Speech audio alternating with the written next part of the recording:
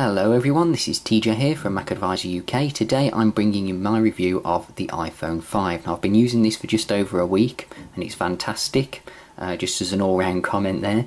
And I'm just going to be going through some of the features of the phone, giving you my opinions and experiences of it, and then covering some of the negative points at the end and advising you whether or not you should perhaps upgrade to this phone if you're considering it.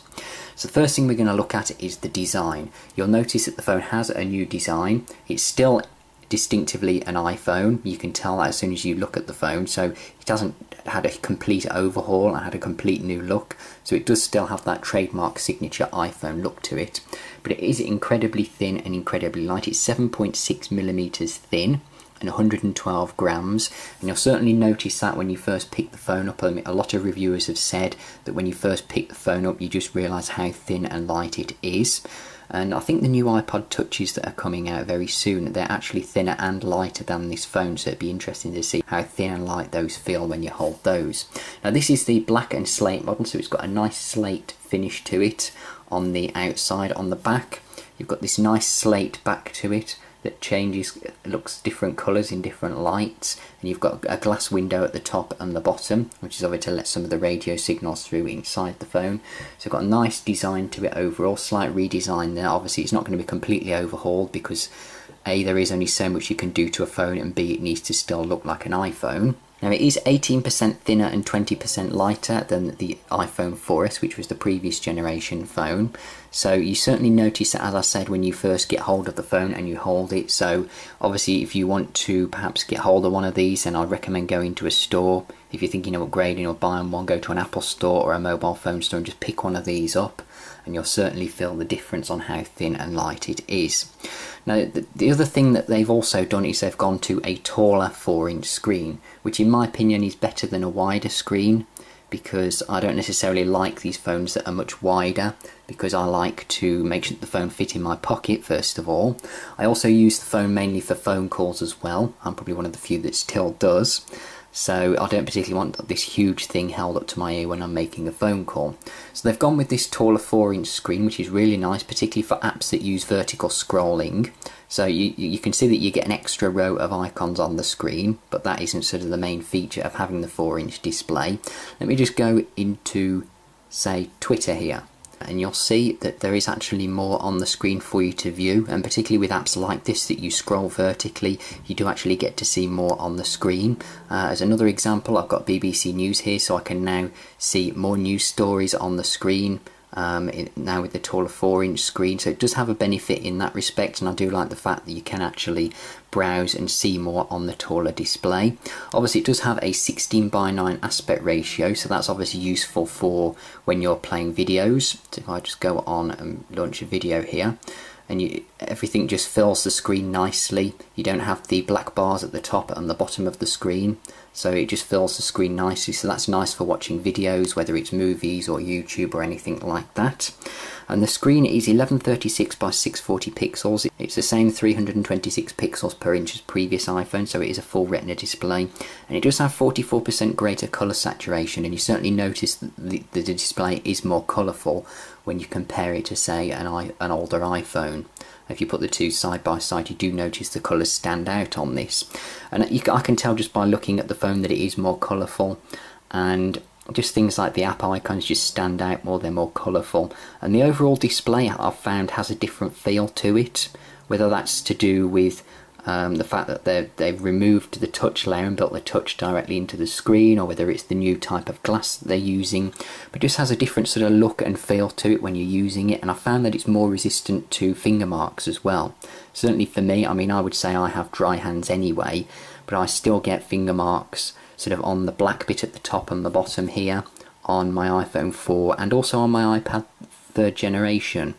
But this one doesn't seem to pick up the finger marks as much, so whether that they've put some sort of coating on it or improved on that to stop the finger marks showing, I've certainly noticed that that is a difference, so that's nice that that's been done. The phone also has 4G LTE, so you can now get 4G networking speeds if your carrier supports it. We don't have 4G yet in the UK, so it's not something I can comment on download speeds and so on. And it has dual band 802.11n wireless networking, so it uses both the 2.4 GHz and the 5 GHz band, so you can get overall faster browsing. So generally I've noticed an overall increase in the speed of the web, so if I just tap something it just loads up pretty fast. Obviously it will depend whereabouts I am in the house and the Wi-Fi signal, but I have noticed an overall increase in the speed when I've been web browsing and downloading apps and so on from the App Store. Everything just seems to load up pretty quick. If I'm right downstairs next to the router, then they just sort of load up pretty instantly, but it just seems to be an overall improvement on the iPhone 4 I've been using for the last few years. This does also feature the A6 chip, which does make it one of the fastest smartphones on the planet at the moment, according to a lot of the Geekbench tests. I've got Geekbench here and I've run some of the tests on the phone, and it's certainly come out top. It varies on the processor. I mean, let me just go into the Geekbench app just for a quick look. It does say here that it's an Apple A6 processor running at 1.29 GHz. Sometimes it will vary. I suppose it depends what the phone's doing, but generally it does clock in at 1.3 GHz, and I believe it's a dual-core processor, and it far outpaces some of these quad-core processors that have a higher clock speed at the moment. But this is obviously custom built by Apple, so it uses minimum power, and it increases performance, and obviously it increases graphic performance as well. One of the games that I've been playing mostly on this is Asphalt 7, which is a racing game, and this has obviously been enhanced for the display on the iPhone 5, and this just looks great. It works in full widescreen, and it just looks fantastic. So let me just go ahead and just start a race here, and you can just see the speed of the phone here. As I'm just clicking through things, you'll just see how fast it's loading into the game here using the processor. Obviously there are some games out there that are more graphically impressive, but you can just see, looking at the game, that it just loads up everything very quick. The graphics are nice on it, it fills the screen nice, and it just looks really good overall. So the processor in this is obviously very fast. It's a noticeable improvement over the iPhone 4, or if you're upgrading from an older phone. Now, battery life tends to be reasonably good if I turn 3G off, which I've always done anyway, because mainly I use the phone at home or near to a Wi-Fi connection. So generally battery life lasted me about a day and a half roughly, but then I have been using the phone more than I would and playing games and so on it. So I could possibly stretch this to 2 days if I need it. If I'm using it with 3G on, then it does tend to eat the battery life up more. So I generally keep that turned off unless I'm going out. So I'll probably say I'm getting about a day and a half just using it on Wi-Fi at the moment. But obviously with 3G on, it does tend to last about a day. And it does tend to charge pretty quick using the Lightning connector. Just seems to be a little bit quicker at recharging compared to the old 30-pin dock connector, but battery life seems to be pretty good anyway. Just the only problem that I find is playing games tends to eat it up pretty quick, which is something I would like to be improved on. The Apple quotes that it gets 8 hours of mobile data, 8 hours of talk time and 10 hours of video playback. So that seems as though it could be plausible.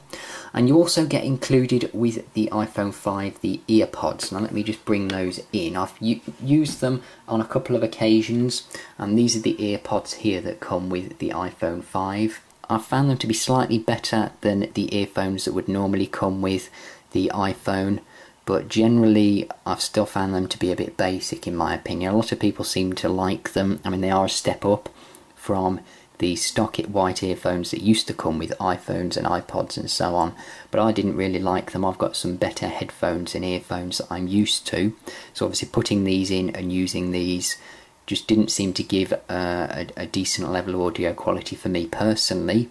But obviously everybody has different ears and everybody has different preferences when it comes to sound. I generally don't find that sound is adequate anyway coming from my iPhone. Using my Mac or my iPad, the sound seems to be better anyway. But I just didn't find these to be, certainly not worth buying them at the price that they're advertised at. If you're going to be getting these free with your iPhone anyway, then these are obviously going to be a step up from the previous stock earphones that came with it. Now the next thing I want to take a look at is the camera. Now the camera in this is an 8 megapixel camera, the same camera that was in the iPhone 4S, but it has had some improvements on it. It's 40% photo capture. And if I just go, let me just turn off the HDR photos, which I sometimes have on, you can just see how fast you can take photos on this thing. pretty much instantly straight away. So it's very fast at taking photos, and it has improved low light performance, which is something that I like because I take a lot of photos indoors for various things, and I do like to have low light performance on that. You also get the panorama feature, so you can scan the phone in portrait mode and it will stitch together a photo on that panorama, and it's a 28 megapixel photo I think it is, and it'll stitch the whole photo together pretty much instantly. You rotate the phone into landscape and the photo's there for you. So that's just a nice feature. That is also available on the iPhone 4S if you get the iOS 6 upgrade. We also have in video recording, you also get 1080p video recording as we had on the iPhone 4S, and this has improved video stabilization, face detection, which can detect up to 10 faces, and I think you also get that in the camera mode as well. And you have the option to take photos as well whilst you're recording video, which is nice. And they've also included on the front here the FaceTime camera, which has now been centralized. I don't know if you can see that there, but this also is now 720p. So you get even better taking pictures or video capturing from the front facing camera, and FaceTime now also works over the network, which if your network supports it, because some networks are not allowing you to do that, or you may have to upgrade your bundle to factor that in, so obviously just check with your carrier first. Now another new addition to the iPhone, which I pointed out at the beginning, is the Lightning connector. That's the small port on the bottom there, which is incredibly small. It probably doesn't look it on the video, but if I bring in the actual Lightning connector, you'll see here I've got the USB end here and the actual Lightning end, and you can just see how small it is, and it will actually fit inside the USB end there, so it's incredibly small. And this just fits in the bottom. It's orientation independent, so you can put it in anyway.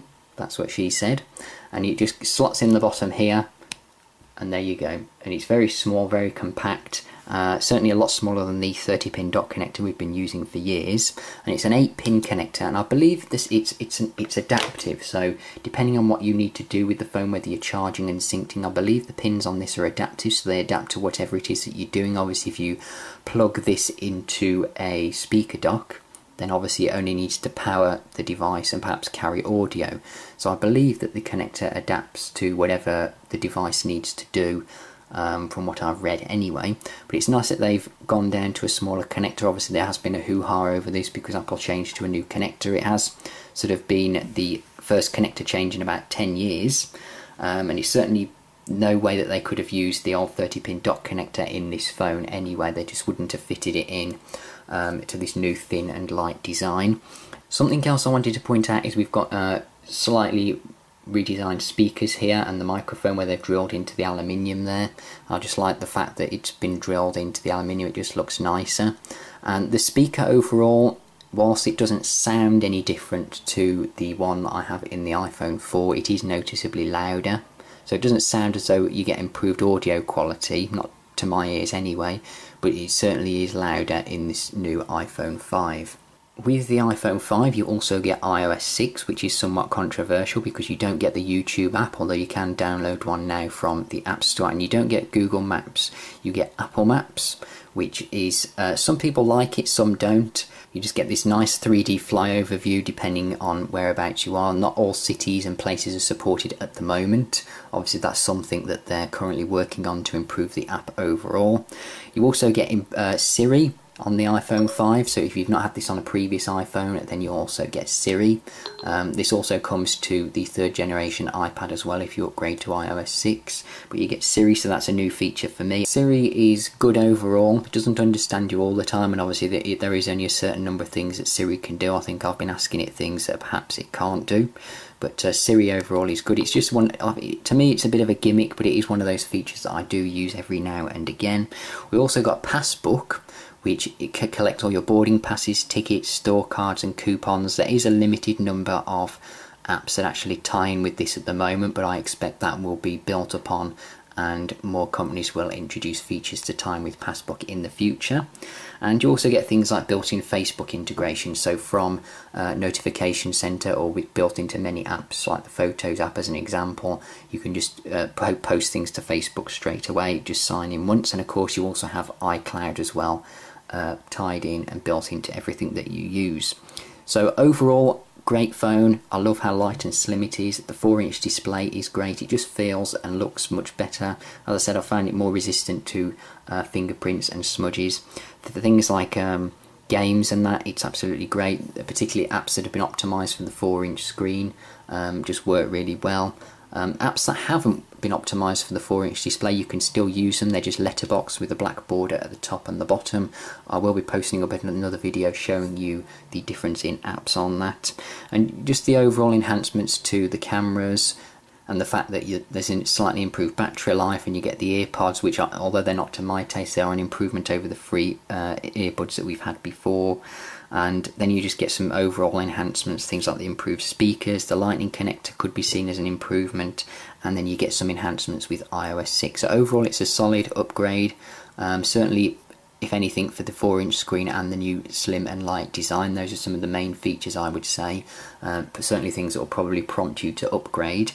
Now on to some of the negative points, because there are some negatives. The first one is to do with the back here, which has obviously been controversial, and it's obviously been in the news a lot, that this back will scratch easily. It will scratch on both of them. This is aluminium, and you know, going right back to the very first iPod in 2001 with the chrome back on it, as soon as you get that out of the box, that's going to scratch. So this will scratch just the same as any other Apple product will. Obviously it's more noticeable on the black model, because once you start scratching off this anodized black coating on it, you will get down to the raw silver aluminium underneath.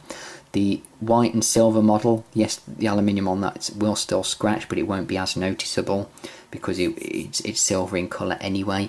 So obviously if that's going to be a problem for you, then I would recommend getting a case, which I'm sure most people do anyway when they get an iPhone. Plus obviously you don't want to drop it and damage this fantastic phone anyway. So that's the first negative. Second one is the lightning connector. As I said, this could be a negative to some people, depending on if you've got accessories that you need to use it with. Some people have iPod connections in their car as well. Now for me it's not much of a problem. I only have the an iPod speaker dock at the moment that I would use with the connection, and it's for a 30-pin dock connector, and I've had that for a few years anyway, so I'm probably just going to upgrade that. But you can of course buy an adapter from Apple if you need to. They're not cheap. I think they're about £25 here in the UK. It's plugs into the lightning connector on the bottom, and you can plug your 30-pin connector into the adapter. So obviously that will be useful for some, but obviously at that price you might not necessarily be able to afford more than one. You might need to use one and swap it about a bit. So that might be a problem to some if you've got a lot of accessories, but for somebody like me, if you just got 1 or 2 accessories that you can just buy an adapter for, or you can just change up the accessories, then that's not so much of an issue. And the other issue is just a small one. It's the fact that they've moved the headphone jack to the bottom. Initially I didn't think it would be a problem because I don't really listen to music all that much on the iPhone anyway, but because I've been testing it out and doing various different things on it over the course of the week, I did try plugging the earpods into the bottom here, and then as I was reading my way through an app, I occasionally like to rest this on myself whilst I'm reading, particularly if I'm lying in bed, and just having that headphone jack on the bottom was obviously a bit of a problem. If you're using the phone in landscape mode, it doesn't necessarily matter, but if you're holding the phone that way and you're trying to rest it on something, then it can be a problem having that headphone jack on the bottom. Obviously it would depend on how you carry that around. If you put it in your pocket, you're going to have to put it in your pocket upside down.